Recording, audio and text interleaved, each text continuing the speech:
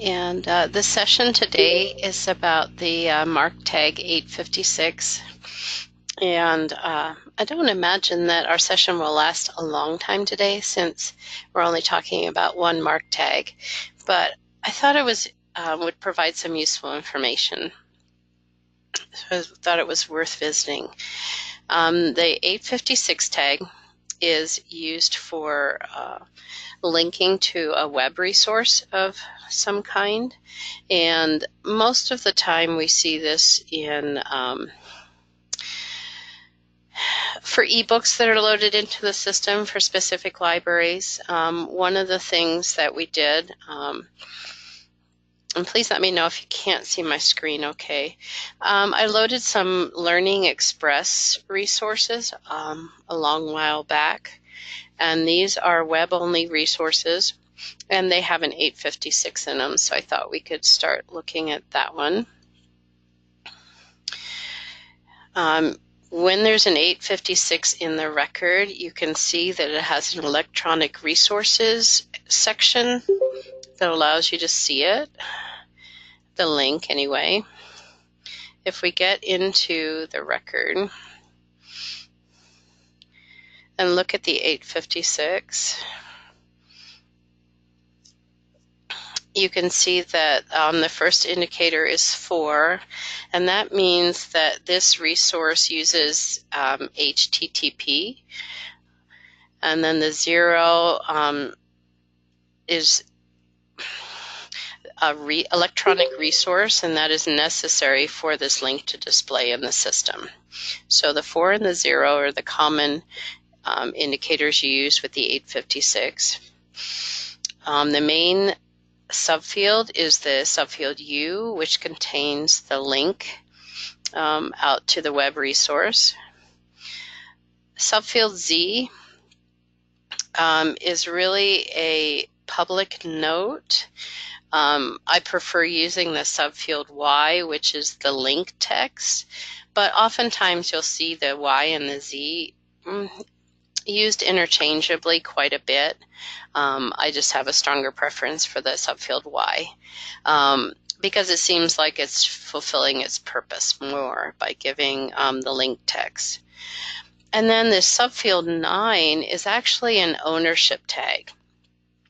And I could leave this subfield 9 off this particular record, and it would display in all searches, regardless of the library that it was focused down to, because this is a SAGE-wide resource.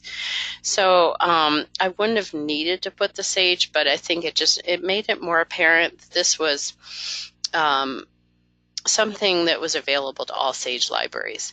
Now, in the case of the community colleges that have ebooks in the system, that subfield 9 would have their library code in it. And when that library code is in that subfield 9, it restricts the display to searches that are narrowed down to that particular library. John and I recently did some cleanup on ebooks, and we had a lot of records out there that did not have the subfield 9 defined, and our assumption was that it was a deletion process that didn't complete. So you should be seeing lots less of those records in the system, but I thought going over the 856 would help you understand why those resources are displaying or not displaying. Any questions at this point?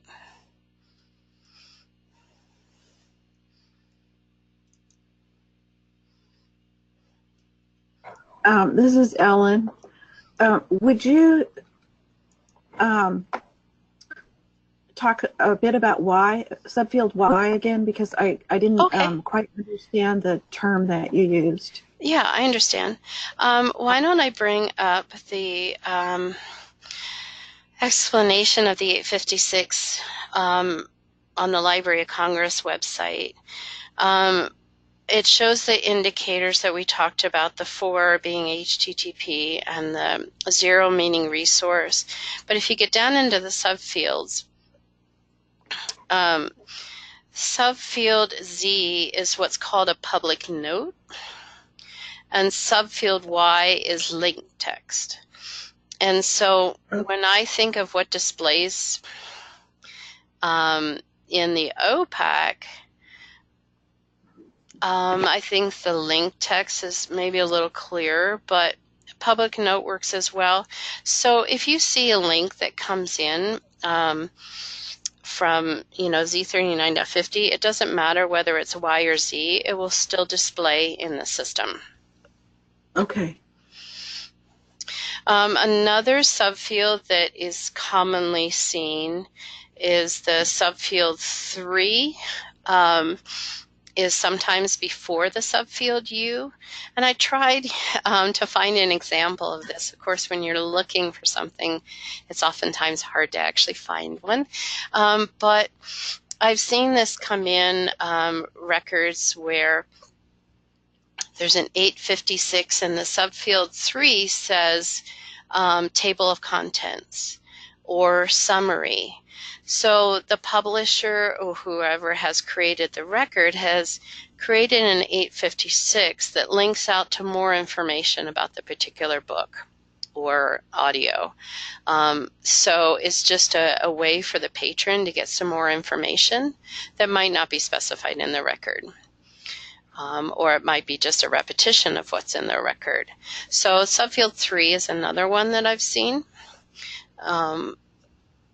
And they're very useful. The only thing that we have to just guard to is if we're adding web resources to the catalog in an 856, and our library is the only one that can technically get access to it because it's a subscription, then we need to add that subfield 9 for our library so that other patrons aren't getting frustrated because they see this record in the system and then they can't get access to it.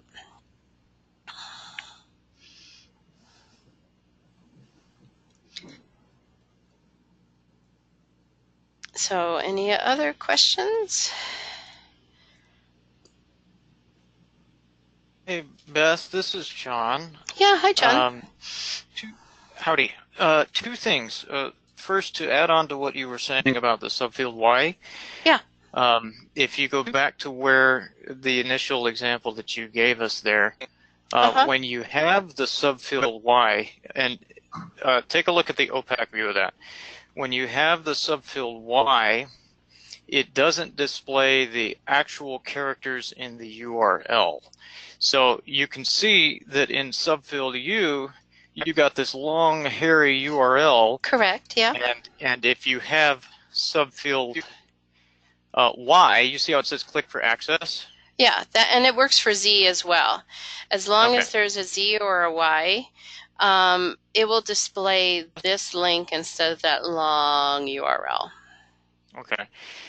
When I've used this particular tag in the past, I'll have a book that has a particular website or web resource attached to it, and so that's what I'll use it for, like the set of Nolo books, for example.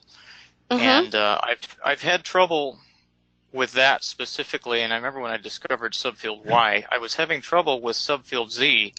Yeah, I'm not really sure why that was happening. Yeah, and it's sometimes it works and sometimes it doesn't. So I tend, like I said earlier, I tend to lean towards Y because I think it's more reliable for displaying the link. And now if I click on this,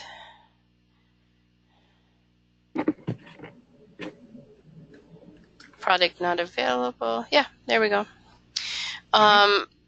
So it does work, but I have noticed some instances where the subfield Z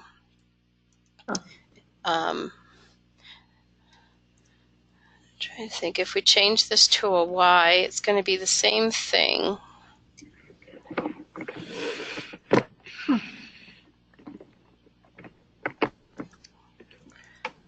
Back view. Yeah. It's been a while.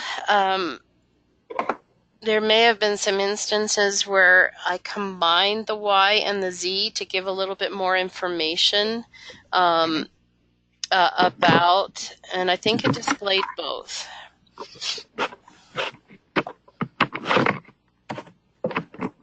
The other question I had, is that second indicator that's 0. Initially, I had been using 2 for related resource, but it doesn't show in the OPAC. The only one I've been able to get to work is 0. That's correct, and that's because the OPAC screens are geared to looking for the 0. And so it is more restrictive, and we could change that if that was a problem for folks. There are some times where there's multiple 856s in a record, and sometimes the second indicator will be blank. Well, I can hear it. Listen. And so, yes, at this point, the OPAC is looking for 4-0 in order to display it. It's playing. I just can't turn it down. Is all. Let's look at that. Let's see. Well, it's not necessarily a problem for me. I just wanted to make sure I was doing the indicators that I'm supposed to. Is there really any problem with using a 0 as opposed to a 2? I mean, one's related resource and one's actual resource. Yeah, I don't think that there's any problem at all, unless somebody else can think of one. I mean, they're all resources. I understand why you would use the 2 as a related resource, because it's more specific. And if we need to change the OPAC to allow that, we could, John. So, well, I get the feeling that I'm probably the only one grappling with it at the moment, so it's not an issue for me. I just was relieved when I found out, it shows up as a 0, so I'll just use a 0. Okay. Good. Well, I'm glad you brought it up, John, because it is something we do have control over in our OPAC configuration.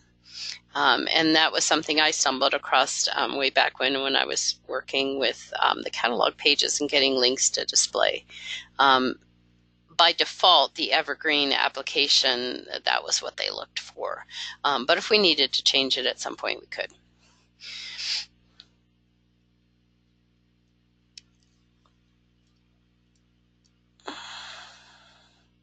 So, trying to think. We could look at one more record. This happens to be an ebook that we brought in for Columbia Gorge Community College.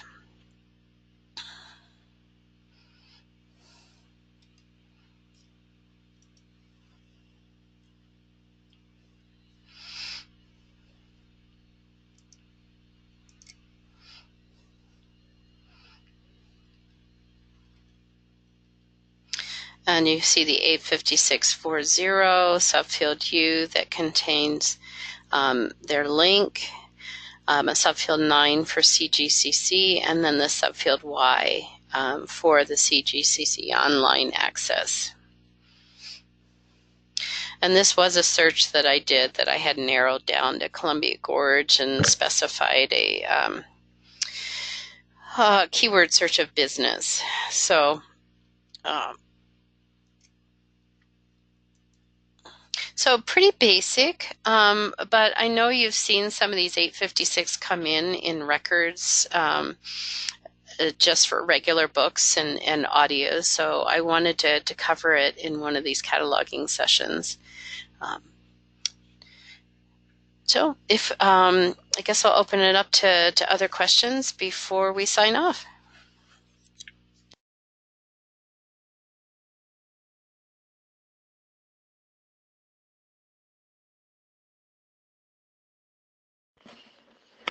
Beth, this is Catherine in Pendleton. Hi, Catherine. Hi. When we do see those, when we bring in records through Z39, do we just leave them there? Yes. Do they always lead to something so we can just leave it alone? Yes, they should lead to something. And I guess, an evaluation of whether you think it's useful to the patron or just an advertisement for the publisher. I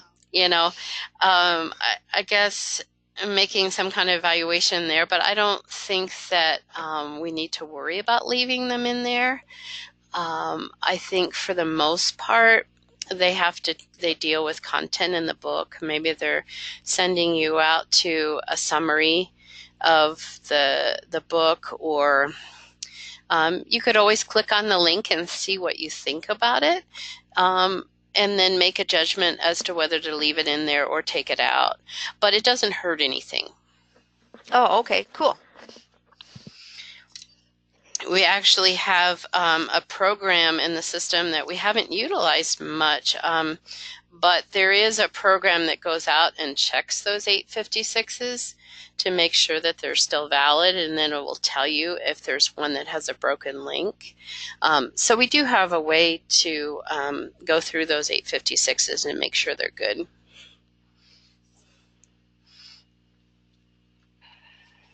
That's a great question, Catherine. This is John again. I've kind of been confused as to when I see an 856 that lists the table of contents, for example, which is the one I see most often.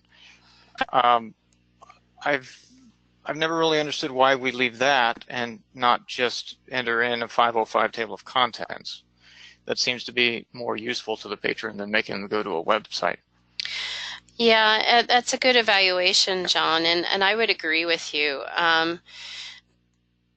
With a link, there's always the potential that could be taken away at some point. Whereas if you have a 505 in the record, it's there. You don't have to worry about a broken link. And you're right, they don't have to go somewhere else. It's right there on the screen. So yeah, if it's a table of contents, having the link there is not a problem, but it's also useful to have the 505.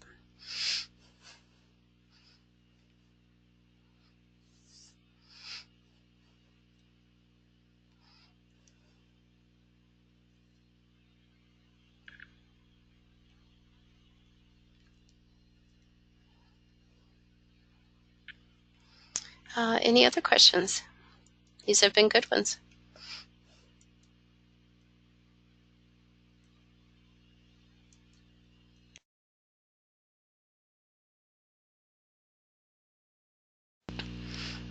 Okay, with no further questions, I guess we'll sign off today. Please keep sending me suggestions of sessions that you want to have, so that we can keep these going and I won't run out of ideas. Hope everybody else has a good day. Bye-bye.